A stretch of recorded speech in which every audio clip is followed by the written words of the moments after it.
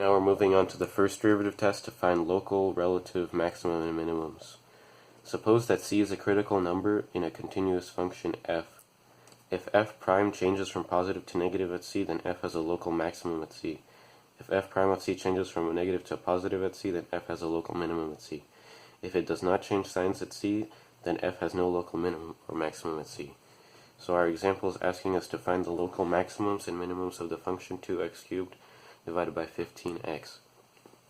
Now first we're going to take the derivative using the quotient rule, which is going to give us 15x times 6x squared minus 2x cubed times 15 over 15x squared. And then that gives us, over when it's simplified, 60x cubed divided by 15x squared, which just gives us our critical number of 0. Next, we're going to create a sign chart using those intervals. So negative infinity to 0 and 0 to infinity. Now we're going to use test values of negative 1 and 1. Plugging those back into the derivative equation, you get a negative and a positive.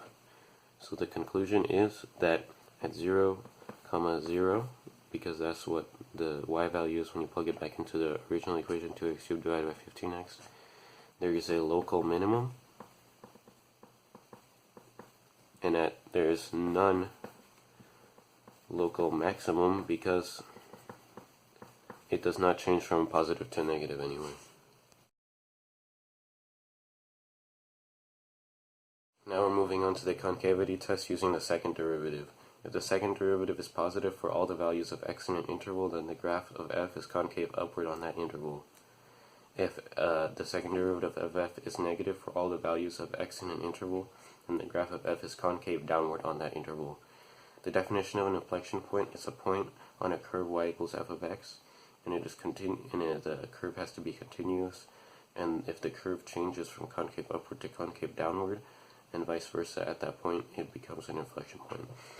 So our first example wants us to find the intervals on which f is concave upward and the intervals on which it is concave downward, as well as the inflection points of f. So we're going to start by taking the first derivative, which is going to be 12x squared minus 12x cubed, minus 6x squared minus 8x. And then the second derivative is going to be 36x squared minus 12x minus 8. And then we can factor it out.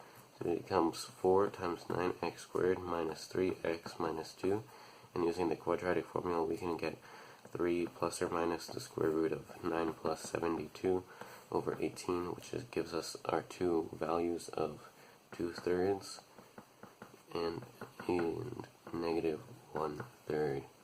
Now we can create a sign chart using the interval negative infinity to negative 1/3, negative 1/3 to 2/3, and 2/3 to infinity. We can use a test value of negative 1, 0, and 1, and then if you plug that into the second derivative equation, you get positive, negative, and positive, so you have a concave upward on the interval negative infinity to negative 1/3 union 2/3 to infinity, and it's concave downward on the interval negative 1/3 to, that's a comma, to 2/3. And then you just get your inflection points, you simply plug these two values, negative 1/3 and 2/3, back into the original equation to find your y values. And for negative 1/3, your y value is going to be negative 1/3, and for 2/3, your y value is going to be negative 16 over 9. And those are going to be your inflection points.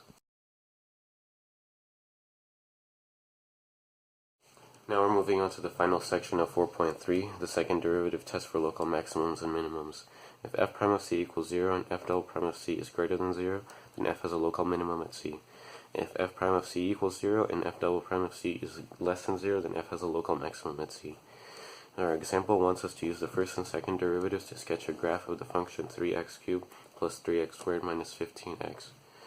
So first we have to find the critical numbers by taking the first derivative, which can be 9x squared plus 6x minus 15, and then we can factor that out to 3 times 3x squared plus 2x minus 5, and then using the quadratic formula that gives us x equals negative 2 plus or minus the square root of 64 over 6, which gives us our x values of negative 5/3 and 1, which are also our critical numbers.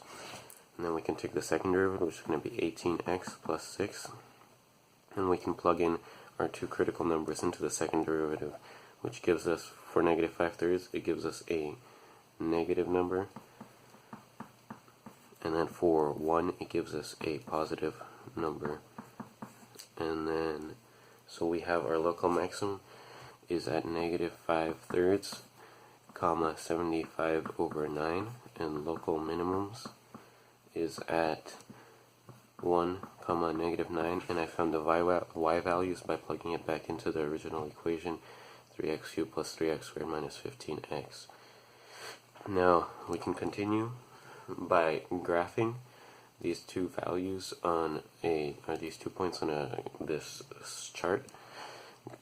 So we have negative 5/3, comma 75 over 9, which is roughly 19. So we can plot that right there. And then we have 1 comma negative 9, which will be right here. And since we know it's concave upward and concave downward and upward, so we can simply do this, and that will give us a rough sketch of our function.